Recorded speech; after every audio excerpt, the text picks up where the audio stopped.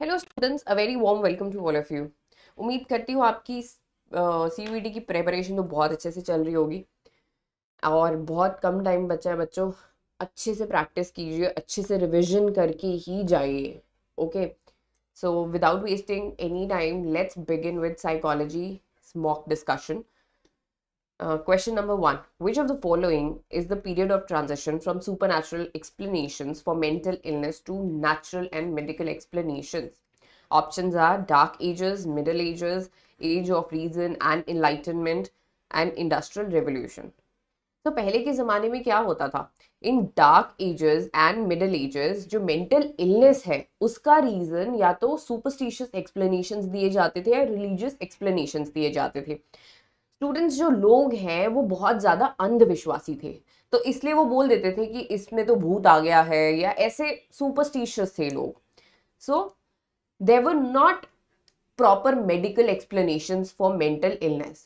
But in the age of reason and enlightenment, ये वो period था जब मेंटल इलनेस के लिए मेडिकल एक्सप्लेनेशंस दिए गए, साइंस की तरक्की हुई और मेडिकल एक्सप्लेनेशंस दिए गए।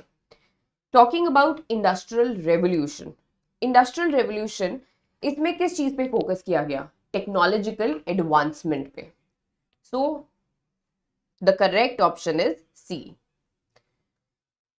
Question number two: how does interplay of direct personal experiences and influence of media contribute to the complexity of attitude formation in individuals?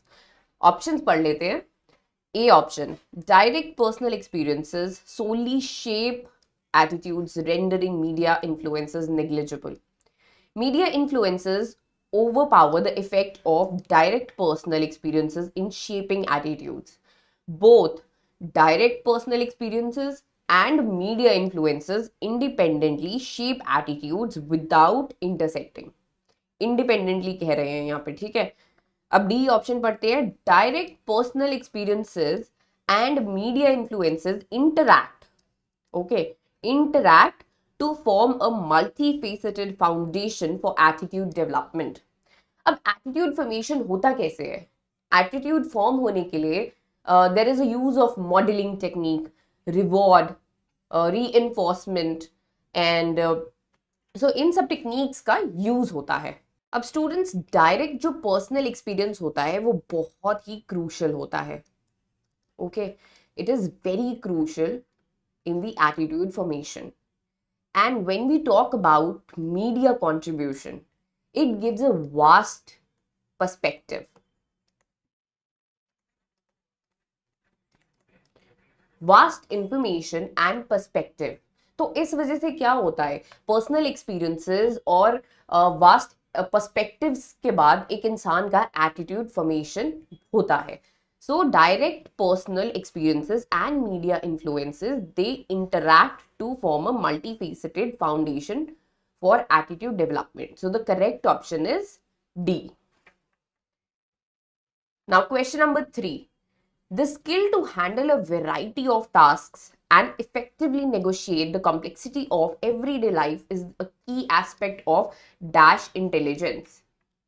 The options are contextual, componential, experiential, and logical mathematical. Now, contextual means practical intelligence. Practical intelligence. That is the things you learn from your day to day life practically. Componential intelligence. Componential intelligence means problem solving,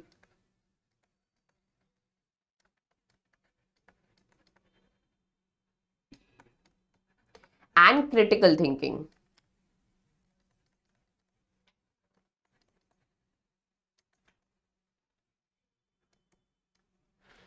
Experiential. Experiential means creativity and learning from experiences.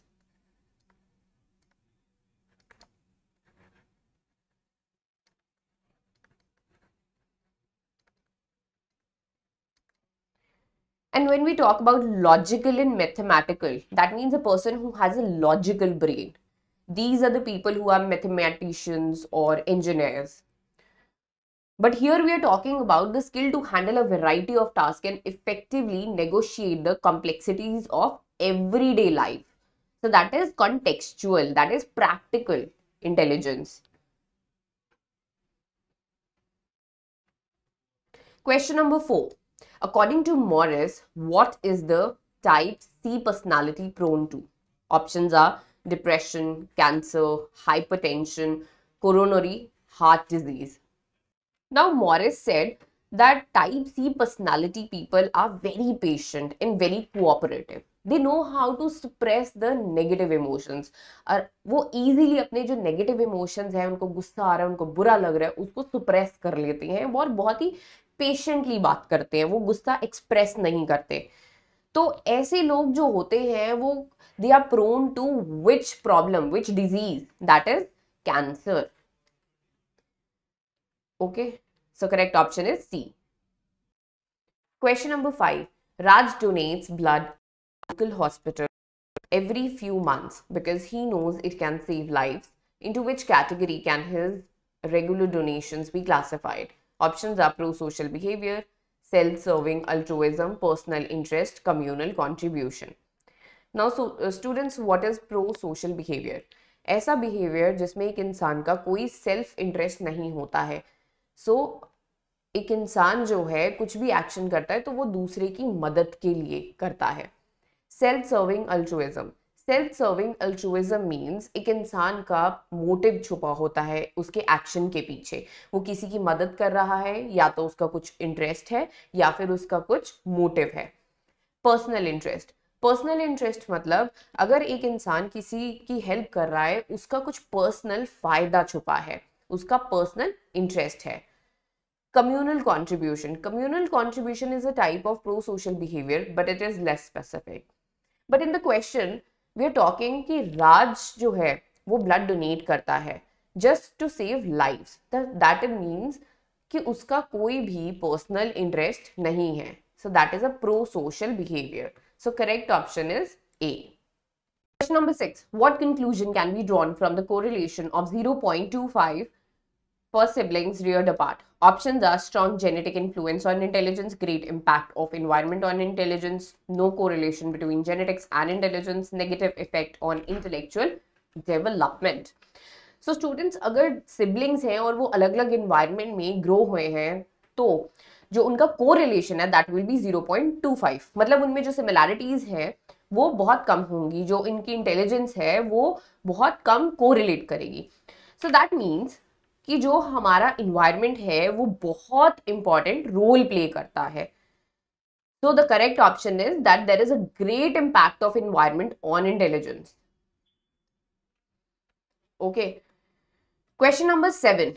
Match the concepts listed in column 1 with the appropriate therapeutic models listed in column 2. Column 1 has all the description and column 2 has the name of the therapies. So therapies are psychodynamic therapy, cognitive therapy, gestalt therapy, and client-centered therapy.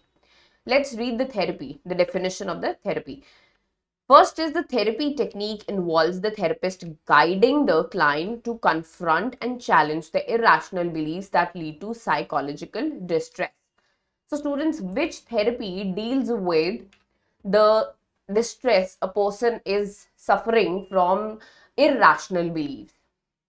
देखिए, psychodynamic therapy है, cognitive therapy है, gestalt therapy है, client centred therapy है. सो irrational beliefs मतलब thought processes, जो उनकी सोच है, जो थॉट्स हैं वो नेगेटिव है. एंड कौन सी हमारी थेरेपी है जो हमारे थॉट से डील करती है? That is cognitive therapy. Okay.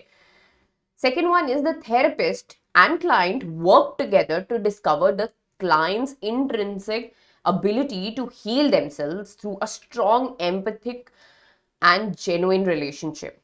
So therapist and client इकट्ठे काम करते हैं, right, in this to heal themselves. So therapist and client जो therapy में एक साथ काम करते हैं, that is client centered therapy, client focused therapy. So correct option is fourth one. Third, the therapy processes include the client performing actions and experiencing feelings in the present moment to increase self-awareness and resolve unfinished issues. So students, ऐसी कौन सी therapy है जो हमें help करती है खुद के बारे में अवेयर होने की, जो अभी प्रेजेंट मोमेंट पे चल रहा है उससे अवेयर होने से। तो इवन जो हम अभी इस टाइम पे प्रेजेंट मोमेंट में जो हम सोच रहे हैं, जो हमारे थॉट प्रोसेस है, जिस तरीके से हम बिहेव करते हैं, वो हमें कौन सी थेरेपी एनालाइज करने में हेल्प करती है? That is gestalt therapy. So the correct option is third. Now, fourth one, in this approach, the therapist employs dream analysis and free association to uncover repressed conflicts from childhood that affect the client's current behavior.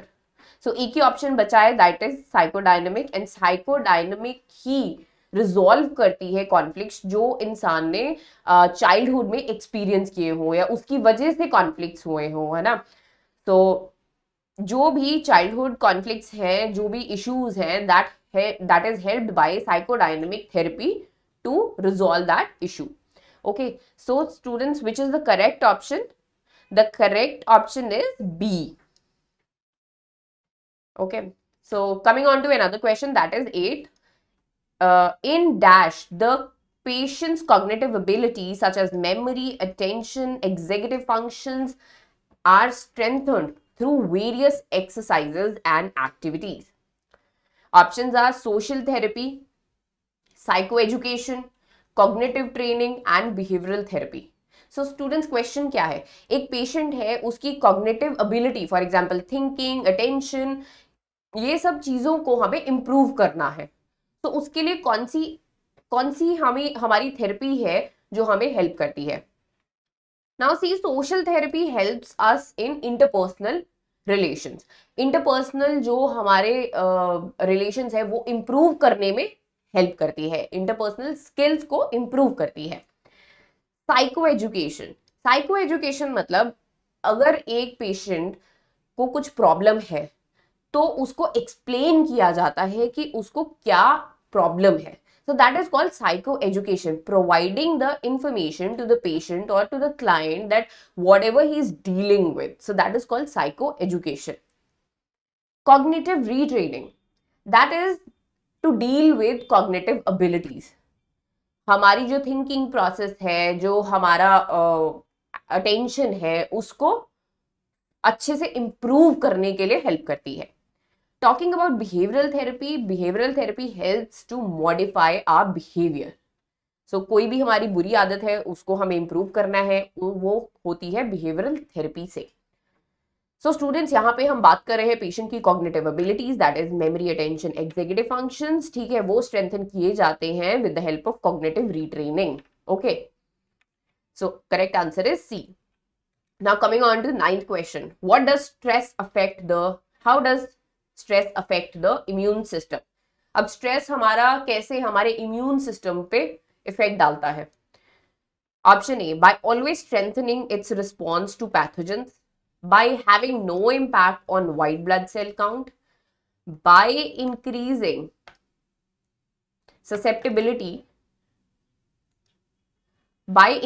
susceptibility to infections, by directly producing antibodies.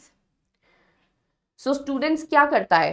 सी, जब stress हम बहुत ज्यादा लेते हैं तो hormonal imbalance होता है, blood pressure increase हो जाता है, हार्ट रेट बढ़ जाता है, कॉर्टिसोल लेवल इंक्रीज हो जाता है, जिसकी वजह से क्या होता है? हमारी बॉडी पे इम्पैक्ट पड़ता है, हमारे इम्यून सिस्टम पे बहुत ज्यादा नेगेटिव इम्पैक्ट पड़ता है। और जब वो स्ट्रेस बहुत लंबे टाइम तक चलता रहता है तो इम्यून सिस्टम पे बहुत ज्यादा इम्पैक्ट पड़ता है, जिसकी वजह से हम बहुत ज्यादा प्रॉब्लम्स फेस करते हैं।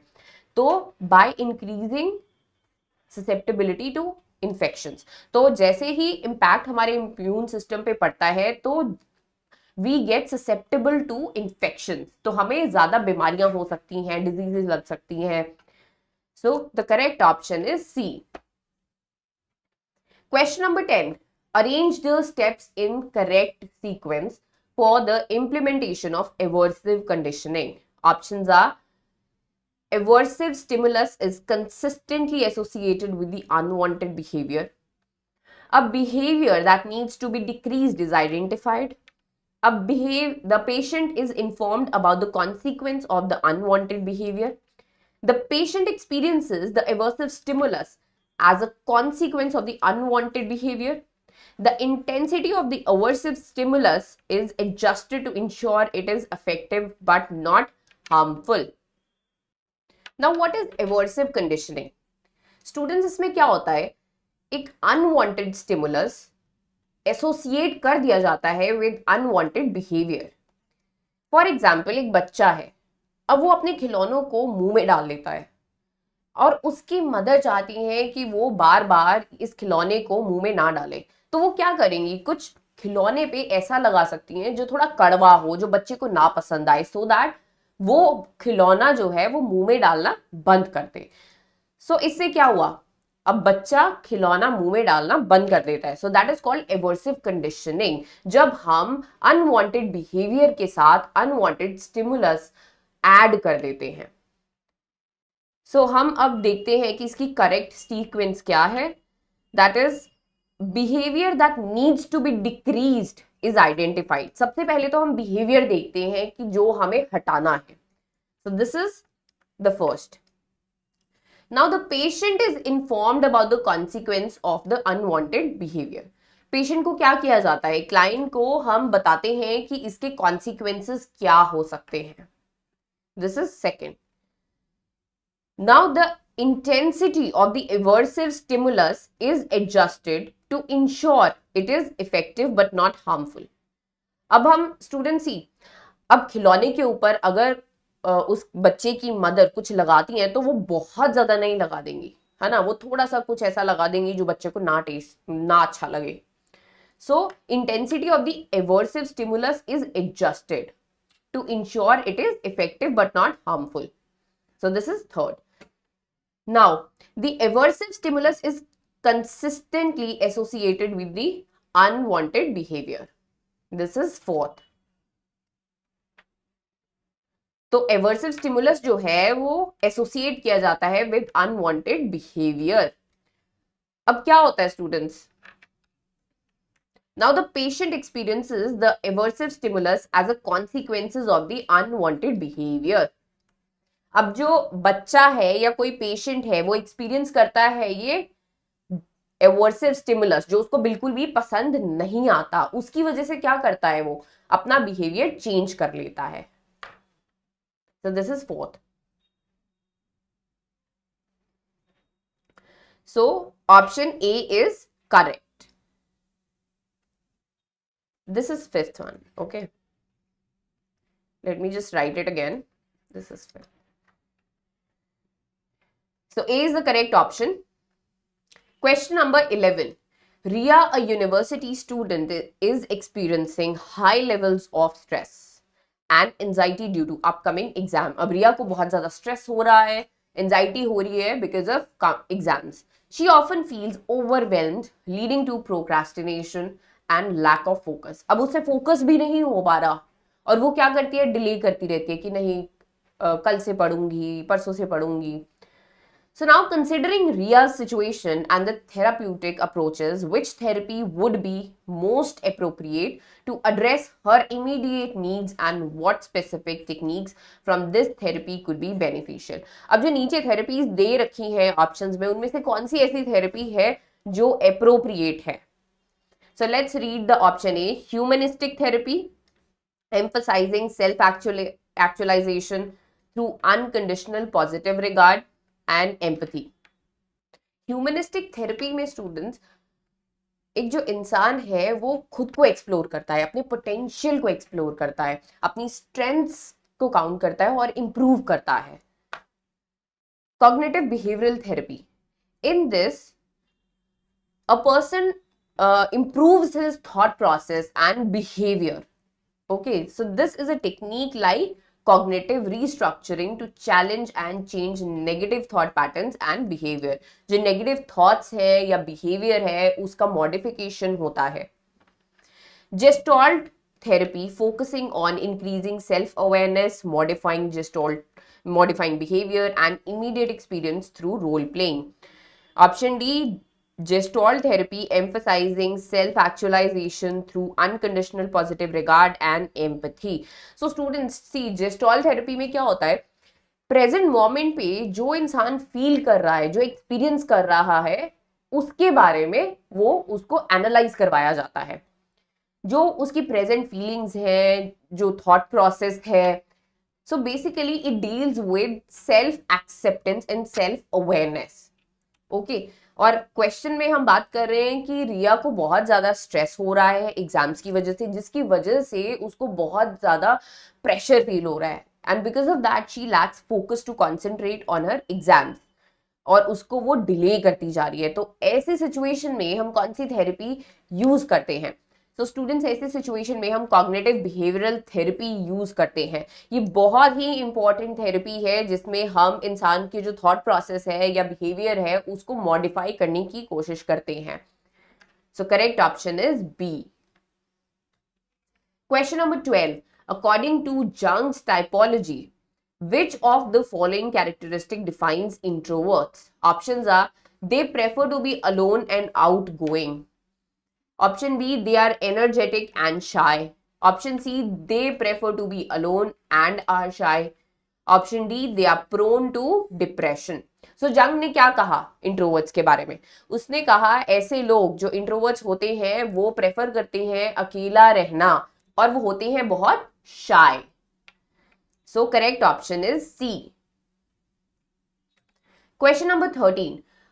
Arjun has an extraordinary ability to visualize complex three-dimensional structures and has won awards for his innovative architectural designs.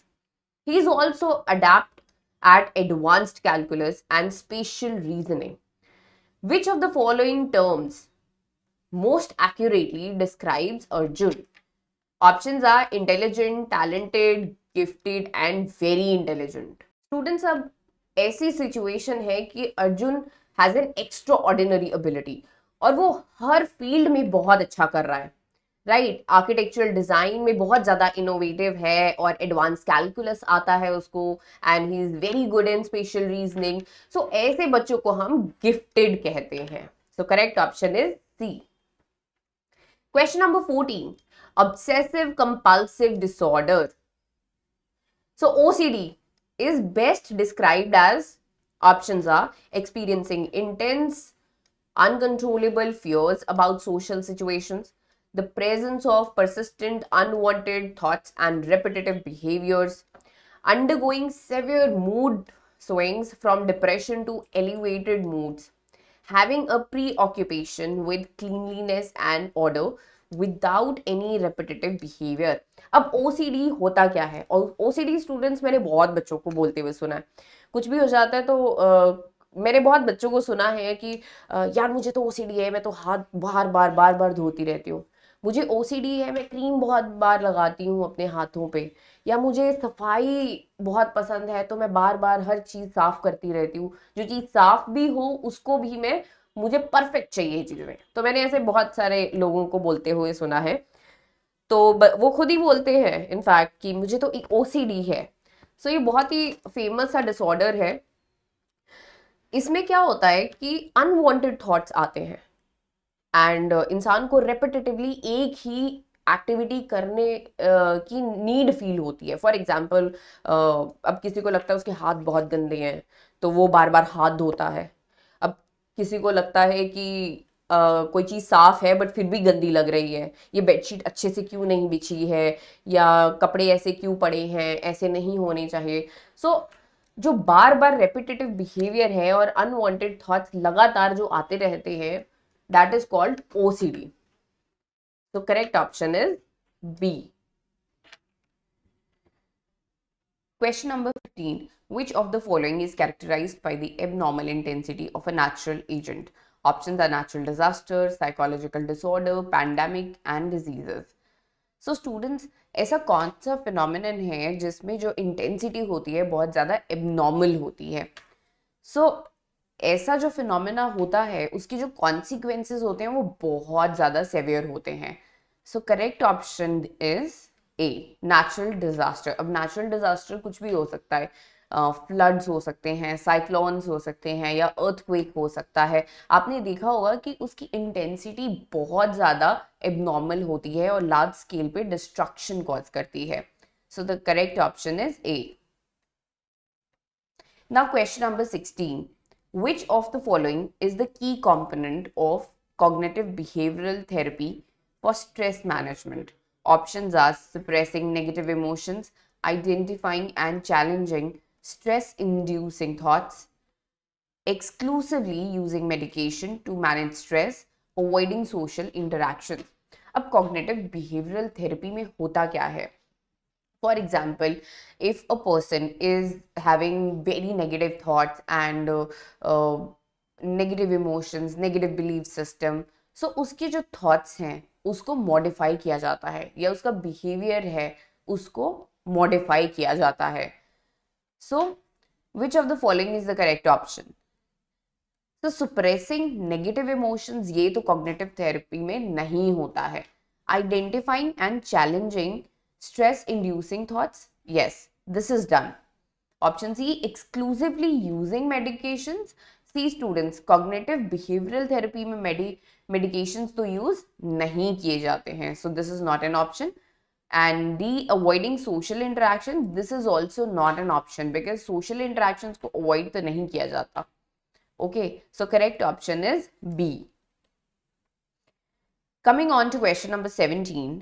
When a person experiences recurrent and unexpected panic attacks and is persistently concerned or worried about having additional panic attacks, they are likely to be diagnosed with options are somatic symptom disorder, illness anxiety disorder, panic disorder and dysfunction. Now students, somatic symptom disorder में क्या होता है? This is a disorder in which a person feels the physical symptoms like दर्द होगा, pen होगा, कोई भी body part में पेन हो सकता है, सर में दर्द हो सकता है, बाजू में दर्द हो सकता है, या स्टमक में कहीं पे भी पेन हो सकता है, लेकिन उसका बायोलॉजिकल कॉज नहीं पता चलता बिकॉज उसका बायोलॉजिकल कॉज होता ही नहीं है. So that is called somatic symptom disorder. ऐसे लोग बार बार डॉक्टर को विजिट करते हैं बट उनका बायोलॉजिकल कॉज नहीं पता चलता. Second is illness anxiety disorder. Illness anxiety disorder में क्या होता है? एक इंसान को एंजाइटी होती रहती है कि कहीं वो बीमार ना पड़ जाए, बहुत ज़्यादा बीमार हो जाएगा, उसकी वजह से उसको एंजाइटी होती रहती है इस थॉट प्रोसेस की वजह से. So that is called as illness anxiety disorder. Now panic disorder. Panic disorder is, एक इंसान को अगर पैनिक अटैक आता है तो उसको बार बार उसको डर लगा रहता है कि मुझे अब दोबारा पैनिक अटैक आ जाएगा, दोबारा से हो सकता है मेरे साथ. सो that is called panic disorder. So students, if you will see in the question में भी यही पूछा है कि अगर एक इंसान एक्सपीरियंस करता है recurrent and unexpected panic attacks and is persistently concerned, और वो बहुत ज्यादा कंसर्न हो जाता है और डरना शुरू कर देता है कि मुझे और भी पैनिक अटैक्स आएंगे, that is called as panic disorder. Okay, now dysfunction. Now psychological disorders की वजह से जो बिहेवियर में चेंजेस आते हैं that is called as dysfunction. Question number 18. When John says, I vote because it is my duty as a citizen, he is expressing the dash component of his attitude towards voting. Options are behavioral, moral, affective and cognitive. So student C, behavioural component क्या होता है? जिसमें एक इंसान के behaviour का पता चले. ओके, सो इसमें बिहेवियर का तो नहीं पता चल रहा है. He is just saying that I vote because it is my duty as a citizen. Moral component. Moral component is not even a component. So there are three components, that is behavioral, affective and cognitive. So this is not a component. Affective. Affective means emotional. Emotional means जिसमें एक इंसान के emotions का पता चले. So this statement also does not expresses the emotion of John. So this is not an option. Cognitive. Cognitive means अगर एक इंसान के बिलीफ सिस्टम या थॉट प्रोसेस के बारे में पता चलता है that is called cognitive component. तो सी, जॉन क्या कहता है जॉन कहता है I vote because it is my duty as a citizen. So मतलब उसका एक थॉट प्रोसेस है, एक उसका बिलीफ सिस्टम है कि मैं तो वोट करूंगा क्योंकि एज अ सिटीजन ये मेरी ड्यूटी है, मेरा फर्ज है। तो उसका एक बिलीफ सिस्टम दिख रहा है। So that is why it is a cognitive component. So correct answer is D. Now, 19th question. Which of the following can be considered a potential limitation of the interview method for personality assessment? Options are lack of objectivity, high cost, limited participant engagement, and short duration. Now, interview method में students क्या होता है, client है वो सामने बैठ जाता है एंड जो थेरेपिस्ट है या साइकोलॉजिस्ट है वो मल्टीपल क्वेश्चंस पूछते हैं, इंटरव्यू लेते हैं, रैंडम क्वेश्चंस पूछे जाते हैं, कुछ स्टैंडर्डाइज्ड एक मतलब मेथड नहीं है ये। सो इंटरव्यू मेथड में क्वेश्चंस जस्ट पूछे जाते हैं। सो इसमें क्या होता है कि जो एक क्लाइंट है वो अपनी जो सच बातें हैं या अपना थॉट प्रोसेस है, बिलीफ सिस्टम है, वो छुपा के भी रख सकता है ना, जो भी उसके साथ इंसिडेंट्स हो या कुछ भी हो तो वो क्लियरली नहीं एक्सप्रेस करता कभी कभी। तो इस वजह से there comes lack of objectivity, जिसकी वजह से जो थेरेपिस्ट है वो अच्छे से असेस नहीं कर पाता पर्सनालिटी को। So there is lack of objectivity. So the correct option is A. Question number 20. Which of the following can be described as a function or part that an individual plays in a group as shaped by expectations from the group? Now options are roles, norms, status and cohesiveness. So students, roles क्या होता है? Roles is एक इंसान का जो भी एक group में पार्ट होता है, ओके, जो भी उसकी ड्यूटीज हैं, जो भी उसको पार्ट प्ले करना होता है, जो उससे एक्सपेक्ट किया जाता है एक ग्रुप में, that is called roles. Norms, norms क्या होता है? Norms are basically the rules that are followed by every individual of the group or the member of the group. Status. Now what is status? It means आपका rank क्या है group में, okay, आप कहाँ stand करते हैं group में, so that is called as status. Cohesiveness, cohesiveness means unity, एकता, ग्रुप में एकता। सो क्वेश्चन में पूछ रहे हैं एक ऐसा फंक्शन और part that an individual plays in a group as shaped by expectations from the group, that is called roles. Okay, so correct option is A. Question number 21. At the end of an interview, the interviewer should, options are discuss with the interviewee the next step to be taken, avoid answering last minute questions the interviewee might have, discourage the interviewee from asking about the next steps in the selection process, guarantee the interviewee a second interview regardless of their performance. So students, at the end of the interview, interviewer को क्या करना चाहिए? उन interviewer को कोई भी question avoid नहीं करना चाहिए, इंटरव्यूई को आराम से सुनना चाहिए, जो भी उसकी डाउट्स हैं वो क्लियर करनी चाहिए, and he should discuss the next step that should be taken. Okay, so the correct option is discuss with the interviewee the next step that should be taken. And option C, discourage the interviewee, कभी भी discourage नहीं करना है interviewee को about asking any question or the next step. So the correct option is A. Question number 22. Which principles define the therapeutic relationship? Options are goal-oriented collaborations, mutual social support, confidentiality of the shared information, temporary and goal-directed, therapist self-interest. So which of the following options are correct? See students, जो therapeutic relationship होता है वो goal oriented होना चाहिए, है ना, कोई गोल होना चाहिए, बिना गोल के तो हम नहीं मूव कर सकते। सो गोल स्टार्टिंग में ही डिसाइड हो जाता है कि हमें थॉट प्रोसेस चेंज करना है, हमें ये थेरेपी यूज करनी है या हमें बिहेवियर मॉडिफाई करना है। Mutual social support, students, this cannot be an option, therapeutic relation में म्यूचुअल सपोर्ट नहीं होता है। Third is confidentiality of shared information, of course this is one of the most important point that there should be a confidentiality of shared information. So कोई भी therapist है, psychologist है, वो कभी भी जो क्लाइंट की इंफॉर्मेशन है वो लीक नहीं कर सकता। Temporary and goal oriented, of course see therapist ये नहीं चाहेगा कि जो थेरेपी है वो लॉन्ग टर्म चले। ही वांट्स कि उसका क्लाइंट जल्दी ठीक हो जाए और वो टेम्परेरी ही होनी चाहिए, गोल ओरिएंटेड होनी चाहिए, है ना। थेरेपिस्ट सेल्फ इंटरेस्ट नहीं, this is also not an option. So हमारी first option, third and fourth are correct. First, third and fourth, so answer is C. Question number 23. Arrange the following stages in the progression of poverty's impact on mental health.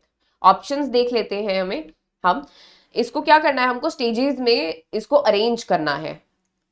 किस stages में? Progression of poverty's impact on mental health, गरीबी की वजह से जो भी हमारे mental health पे इम्पैक्ट पड़ता है उसकी स्टेजेस में हमें इसे अरेंज करना है। तो स्टेटमेंट सबसे पहले पढ़ लेते हैं हम।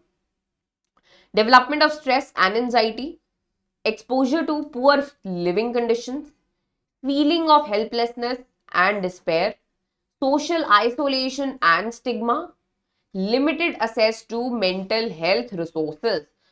तो स्टूडेंट्स क्या होगा? सबसे पहले तो एक्सपोजर होगा टू पुअर लिविंग कंडीशन, सो ये सबसे पहला है, ठीक है। सबसे पहले तो एक्सपोज होंगे हम पुअर लिविंग कंडीशन से, फिर हमें स्ट्रेस और एंजाइटी हो जाएगा, so this is second option. Then जब हमें स्ट्रेस होगा तो हम लोगों से दूर हो जाएंगे, हमारा मन नहीं करेगा कि हम किसी से मिलें, बात करें, so that will be social isolation and stigma, so option 3, ठीक है। तो जब हम किसी से बात नहीं करेंगे, किसी से मिलेंगे नहीं, तो जो हमारी चीज हमारे लिए, हमारे मेंटल हेल्थ के लिए अच्छी है, तो हम उस चीजों को लिमिट कर दे रहे हैं, क्योंकि हम बाहर ही नहीं जाएंगे। जैसे आप बाहर जाते हैं, इंटरेक्ट करते हैं, दूसरों से मिलते हैं, सो आपको एक फ्रेशनेस फील होती है, so that gives you a feeling of like relief, है ना। उससे मेंटल स्ट्रेस दूर हो जाता है। तो limited access to mental health resources is the fourth option. Now, third option, feeling of helplessness and despair. This is fifth. जब हमें मेंटल हेल्थ रिसोर्सेज से भी लिमिटेड हो जाते हैं तो there is a feeling of helplessness and despair. और students जो लिमिटेड असेस है, क्योंकि एक तो पुअर है, गरीब है, ठीक है, तो उनको नॉलेज भी नहीं होती है, अवेयर भी नहीं होते हैं, तो इस वजह से भी उनको समझ नहीं आता कि क्या करना चाहिए। और मेंटल हेल्थ की इतनी अवेयरनेस नहीं है, अब बढ़ रही है, लेकिन पहले इतनी नहीं थी, तो अब भी इतनी नहीं है, बट धीरे धीरे बढ़ रही है। तो स्टूडेंट्स जो इतना पढ़े लिखे नहीं है और गरीब हैं, उनको इतना अवेयरनेस नहीं होता है मेंटल हेल्थ के बारे में, सो इस वजह से भी उनकी लिमिटेड एक्सेस होता है to mental health resources. So the correct option is B. Question number 24. Which of the following can be the result of living in a densely populated neighborhood? Options are improved mental health, well-being. सी, आप densely populated neighbourhood में रह रहे हो, बहुत crowd है, बहुत भरा हुआ इलाका है, कोई इतनी स्पेस नहीं है, सड़कें बहुत छोटी हैं, तो उससे क्या होगा? इम्प्रूव्ड मेंटल वेलबींग, ये ऑप्शन नहीं हो सकता। रिड्यूस्ड नॉइज पॉल्यूशन, नहीं, जहाँ भीड़ भाड़ बहुत कंजस्टेड होगा वहाँ पे तो बहुत नॉइज होगी, तो this is also not an option. Heightened sense of privacy, ये भी नहीं होगा, इतनी प्रिवेसी तो नहीं होगी। Decreased sense of personal space, this is the correct option. आपको पर्सनल स्पेस का फील नहीं होगा, बिकॉज इतने भीड़ भाड़ होगी, आपको खुद के लिए टाइम नहीं होगा, आपको आवाजें आती रहेंगी, कभी कोई आ रहा है, कभी कोई जा रहा है, because it is densely populated, है ना। सो correct option is D. Question number 25. Match the definitions listed in column 1 with their corresponding domains of psychological attributes listed in column 2. So हम कॉलम 1 में स्टूडेंट्स क्या रहेगा? कॉलम 1 में रहेंगी definitions और column 2 में रहेगा attributes, that is frustration, child rearing, aggression and violence. तो क्या है? सो हम पढ़ते हैं सबसे पहले definitions. First is an individual's upbringing when often plays a role in shaping their level of aggression. See students, individual's upbringing, कि कैसे वो बड़ा होता है, कैसे उसको पाला जाता है, ठीक है, which plays a role in shaping his level of aggression. उसको उसका बिहेवियर कैसा होगा, उसके थॉट प्रोसेस कैसा होगा, कैसा वो रिएक्ट करेगा, सो that is called child rearing. Second is action by an individual or group intended to inflict harm on others. So this means, see, इसमें क्या है, हम हार्म करने के गोल से एक्शन लिया जा रहा है, so that is called aggression. Aggression होता है कि आप किसी को हार्म करना चाहते हैं। Third is forceful and harmful behaviour directed towards other objects. Students, see, अगर हम ऐसा हम बिहेवियर शो करते हैं जिससे हम दूसरों को मारना चाहते हैं या तोड़ फोड़ मचाना चाहते हैं, दैट इज कॉल्ड वायलेंस, है ना, जो बहुत ज्यादा अग्रेसिव हो जाता है, दैट इज कॉल्ड वायलेंस।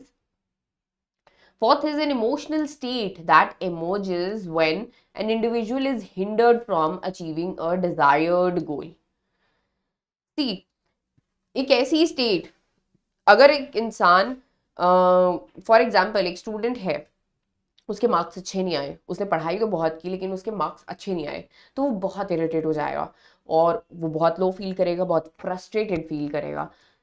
तो एक बच्चे का जो डिजायर्ड गोल था, जो वो अचीव करना चाह रहा था, वो उसको नहीं मिला, उसकी वजह से वो हो गया frustrate, so this is called frustration. So the correct option is A. Question number 26. The phase in psychodynamic therapy called DASH is where the therapist and client work through the client's transference and therapist's counter-transference to resolve deeper psychological issues. Options are interpretation, working through, free association and analysis. Interpretation में students client के जो भी उससे analysis हुआ है, जो भी उसका assessment हुआ है, उसका interpretation होता है। Working through is a repeated process of confrontation, clarification, and interpretation.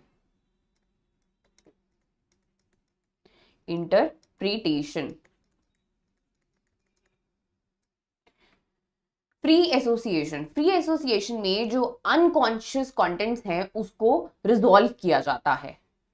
जो भी एक क्लाइंट जो है वो कुछ ऐसी चीजें हैं जो जिससे वो खुद ही अनकॉन्शियस है, तो उसे बोला जाता है कि जो भी उसके मन में आ रहा है वो बोले, और उसको आराम से बिठा दिया जाता है सो दैट वो जो भी उसके दिमाग में आ रहा है, मन में आ रहा है, वो बोलता रहता है।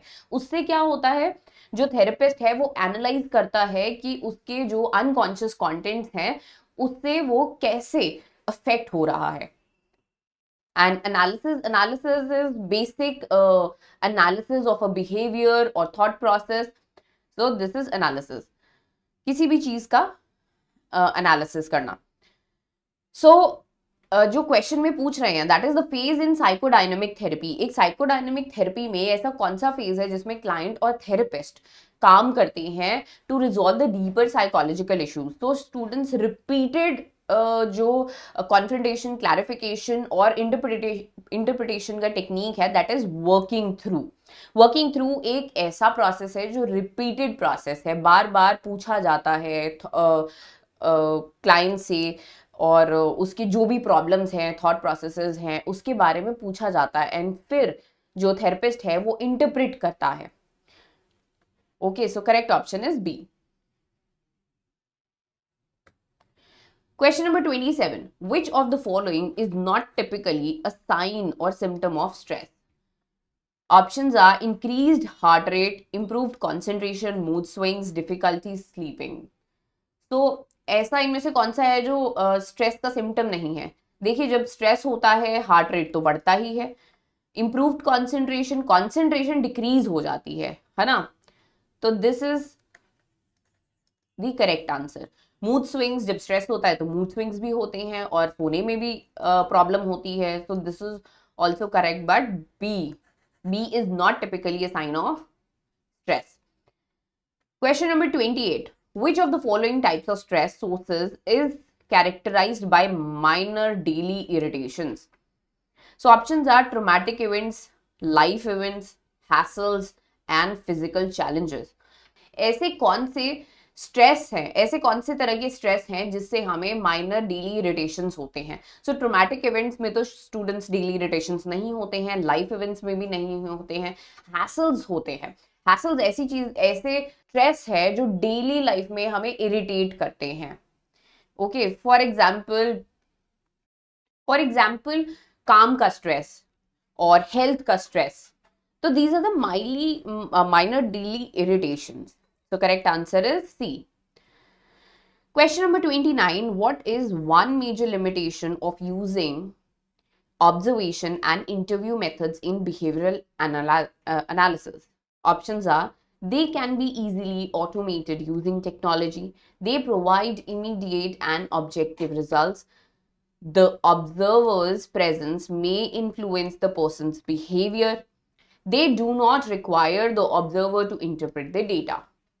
तो ऐसा कौन सा स्टूडेंट्स लिमिटेशन है जब हम भी एक साइकोलॉजिस्ट जो है वो ऑब्जर्वेशन मेथड यूज करता है या इंटरव्यू मेथड यूज करता है?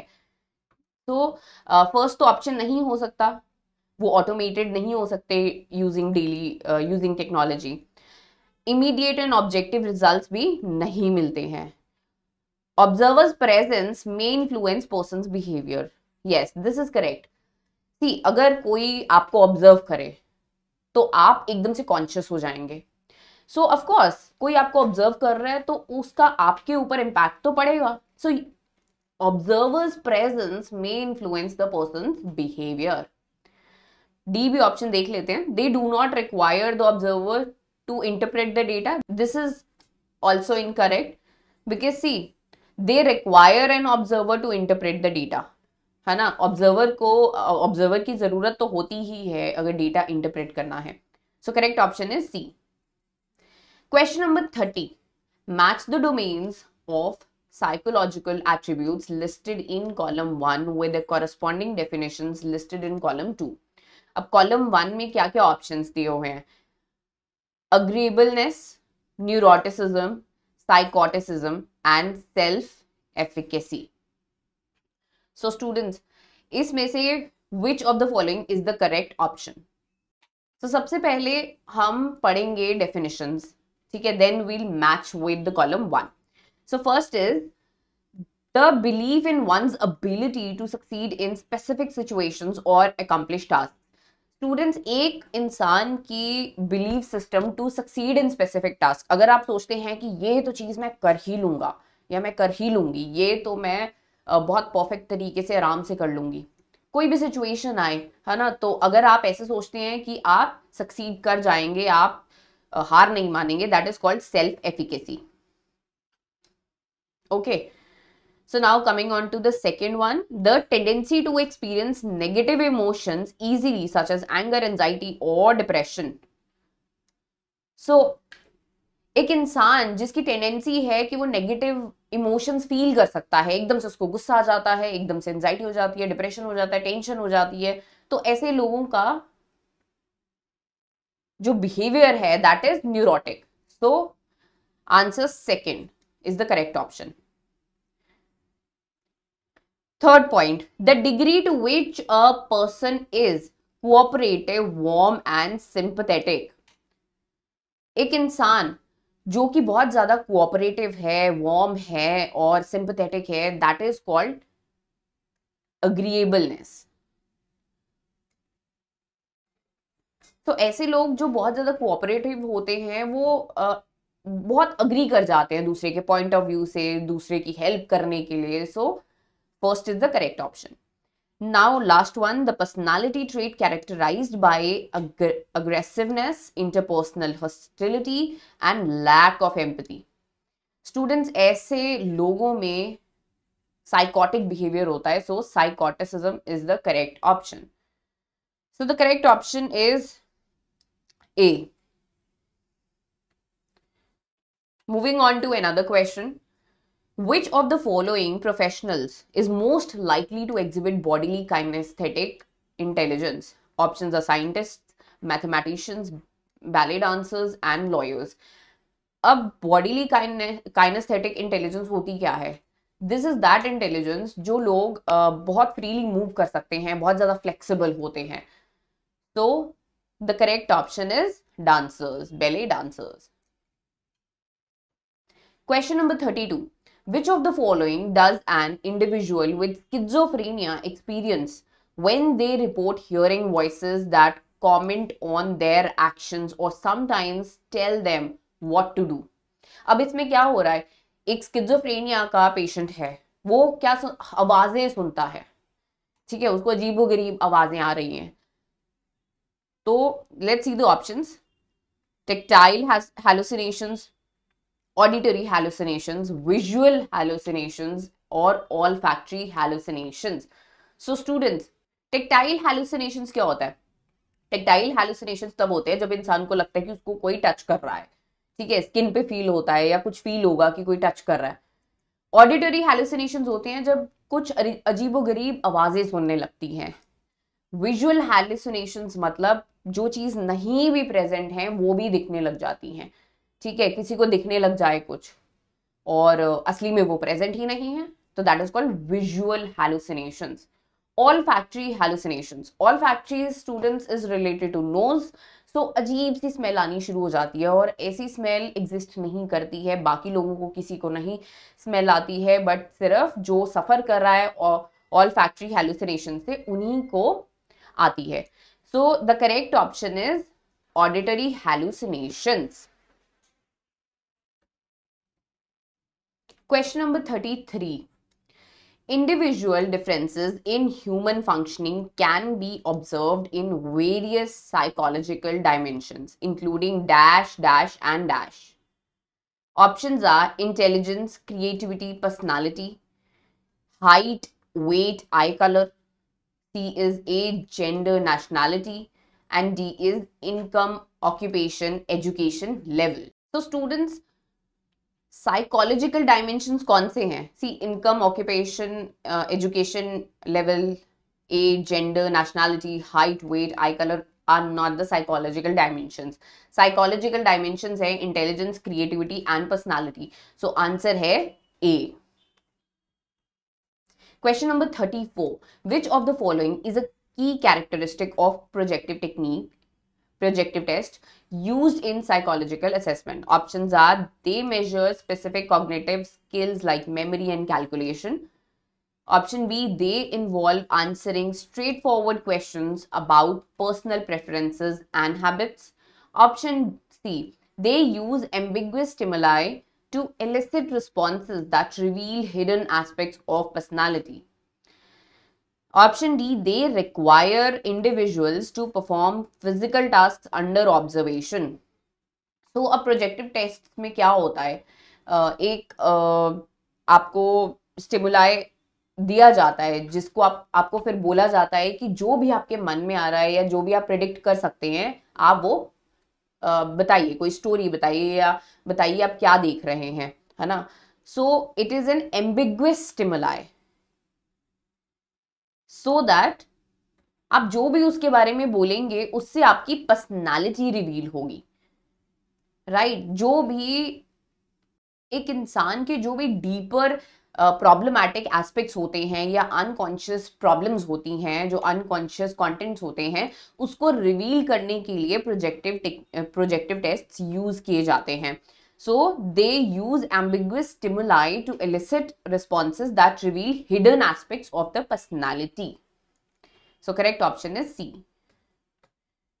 Question number 35. According to early theorist Alfred Bennett, intelligence includes the ability to, options are perform physical tasks with high efficiency, understand well, reason well, and judge well, memorize information without understanding, react quickly without thinking deeply. तो Alfred Bennett ने क्या बोला intelligence के बारे में, कि intelligence वो होता है कि जो एक इंसान चीज़ों को अच्छे से समझ पाए और कंक्लूजन निकाल पाए और अच्छे से रीजन दे पाए, है ना. So the correct option is B, कि एक इंसान इंटेलिजेंट तभी कहलाता है जब वो चीज़ों को अच्छे से समझ पाता है, उस रीज़न दे पाता है, लॉजिकली चीज़ों को अंडरस्टैंड कर पाता है, तो उसी इंसान को इंटेलिजेंट कहते हैं, उसी को एबिलिटी कहते हैं कि एक इंसान की एबिलिटी कैसी है।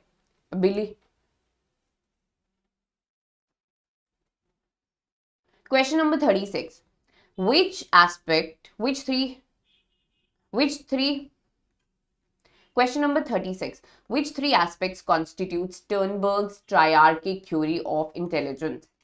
Options are analytical, creative, practical intelligence, memory, attention and perception, verbal, mathematical and spatial intelligence, conscious, subconscious and unconscious intelligence. अब स्टूडेंट स्टर्नबर्ग ने क्या बोला था कि 3 टाइप की इंटेलिजेंसेस हैं, that is componential, experiential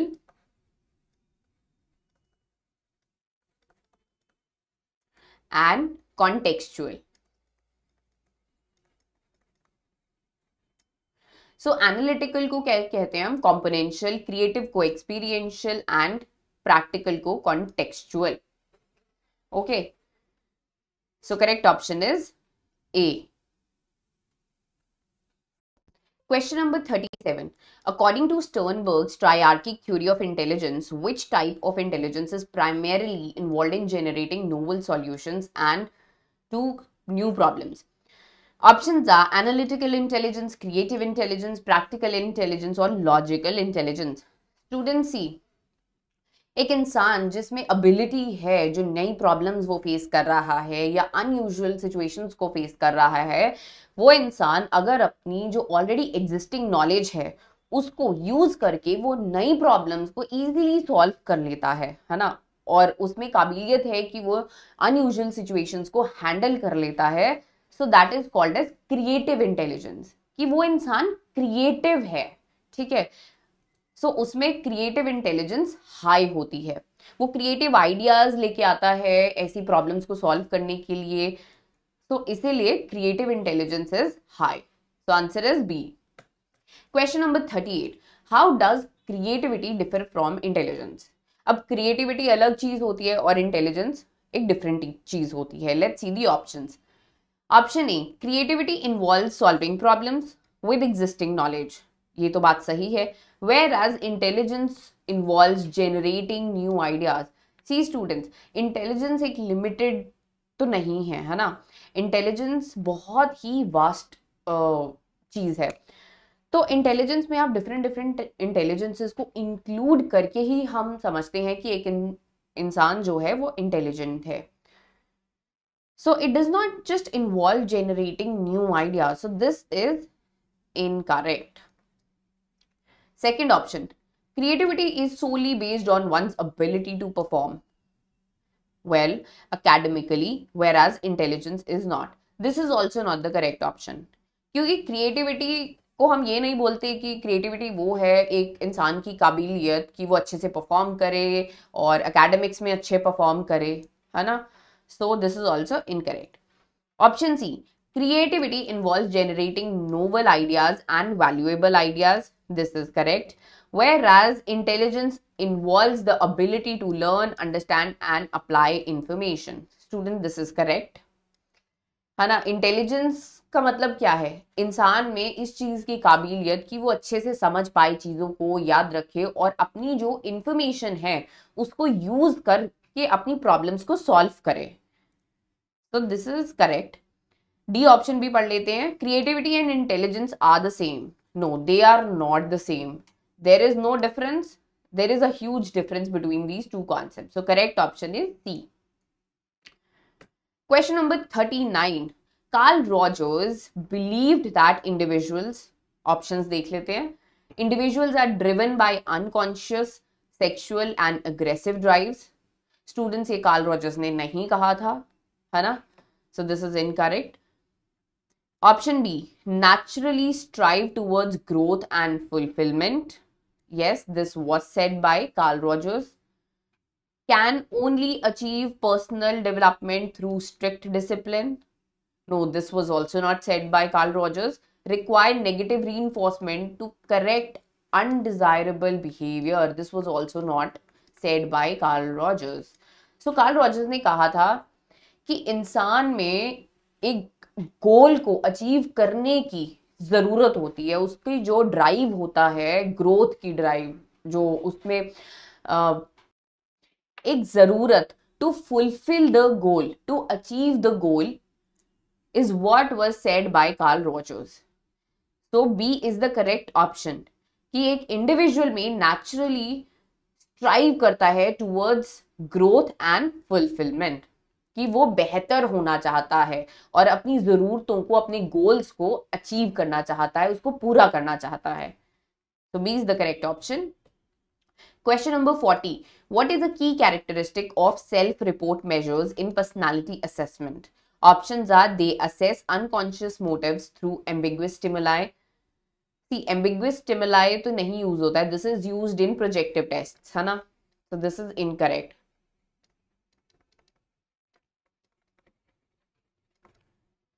Subjects are required to respond to stimuli in a social setting. No student, social setting में subjects को respond करने के लिए नहीं बोला जाता. Option C, subjects provide verbal and written responses about their own behaviors and feelings. D is they primarily focus on physiological responses to stimuli. So correct option is C. Self report में क्या होता है, वो response देते हैं या तो verbally, है ना, या फिर रिटन फॉर्म में. तो अपनी फीलिंग्स के बारे में, अपने बिहेवियर के बारे में वो रिटन में या फिर वर्बली रिस्पॉन्स देते हैं. So C is the correct option. Now question number 41. Students from 41 to 50 will be doing passages. So let's begin. Read the given passage carefully to answer the following questions based on it. Let's read the passage. In the study of social psychology, understanding how groups influence individual behavior is crucial. Groups form for various reasons, primarily for mutual support towards common goals. Within these groups, phenomena such as social loafing and group polarization can significantly affect outcomes. ठीक है, जो भी outcome होता है वो किस पे मतलब क्या चीज है जो आउटकम को अफेक्ट कर सकती है, that is social loafing and group polarisation. अब social loafing highlights how individual may exert less effort in a group setting. Social loafing means कि इंडिविजुअल्स क्या करते हैं, एफर्ट्स अपने कम लगाते हैं. जब कोई भी काम ग्रुप में होता है तो कुछ इंडिविजुअल्स कम काम करते हैं, एफर्ट्स कम पुट करते हैं. Compared group settings compared to when working alone, potentially undermining the group's effectiveness. Conversely, group polarization can lead to more extreme positions, intensifying the group's initial stance.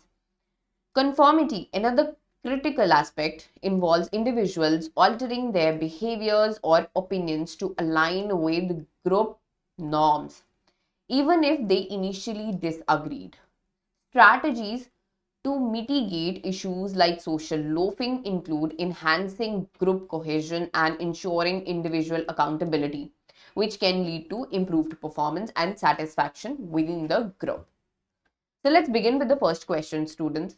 What is the primary reason for the formation of group according to the above passage?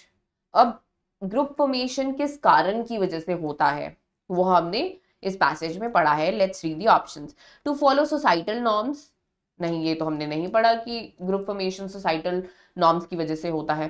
To engage in competition, for mutual interdependence and common goals, for leisure activities only. So students, अब group formation कैसा होता है? Group तभी form होता है जब या तो आपका कोई कॉमन गोल हो. फॉर एग्जाम्पल, आपके फ्रेंड्स हैं और आप डिसाइड करते हैं कि यार हम ट्रिप पे जाएंगे, है ना, तो आप सभी एक ग्रुप बना के ट्रिप पे चले जाते हैं. सो that is called group formation. या फिर आप सोचते हैं कि यार हम एक कंपनी खड़ी करेंगे, हम सब मिलके 4-5 लोग मिलके कंपनी बनाएंगे और हम इन्वेस्ट करेंगे. सो that is also called group formation. उसमें भी आपका ग्रुप फॉर्म हो जाता है because you have a common goal. आप एक चीज पे इकट्ठा काम करना चाहते हैं, एक कंपनी बनाना चाहते हैं, सभी मिलके एक कंपनी एस्टैब्लिश करना चाहते हैं। तो correct option is C. Question number 42, which phenomena which phenomena explains the reduction in individual effort when working in a group? Options are group polarization, social loafing, conformity और groupthink. Students, हमने पढ़ा कि जब एक ग्रुप में सभी लोग एक ही गोल के ऊपर काम कर रहे होते हैं तो कुछ इंडिविजुअल्स के जो एफर्ट्स हैं वो कम हो जाते हैं. That is called social loafing. Question number 43, what is group polarisation? तो हमने इस पैसेज में ग्रुप पोलराइजेशन भी पढ़ा. See, group polarisation can lead to more extreme positions, है ना. So options are decrease in group performance due to individual efforts. ये this is called social loafing, so this is not correct. Increase in individual efforts due to group support, this is also incorrect because इसको कहते हैं group facilitation. जब efforts बढ़ जाते हैं, है ना, ग्रुप के सपोर्ट की वजह से जब इंडिविजुअल का एफर्ट बढ़ जाता है. Option C, the process through which initial attitudes of groups become more extreme over time, और the uniformity of decision making in groups without dissent. Student see, the correct option is C. The process through which initial attitudes of group become more extreme over time. अगर एक individual है और वो कुछ एक चीज सोच, ग्रुप पोलराइजेशन में क्या होता है, फॉर एग्जाम्पल एक इंडिविजुअल का एक ओपिनियन है या थॉट प्रोसेस है and after the discussion of the group वो जो उसका ओपिनियन है या थॉट प्रोसेस है वो और भी स्ट्रॉन्ग हो जाता है. So that is called as group polarization. That एक ऐसा process through which initial attitude of group become more extreme with time. So correct option is C. Question number 44. Which of the following best describes conformity within the context of group processes? What is conformity now? Let's read the options. Changing behavior to fit into a group despite personal disagreements. Option B, following direct orders from an authority figure. C, working less hard in a group than when alone. D, unanimously agreeing on a group decision without critical analysis. Now students, what is conformity?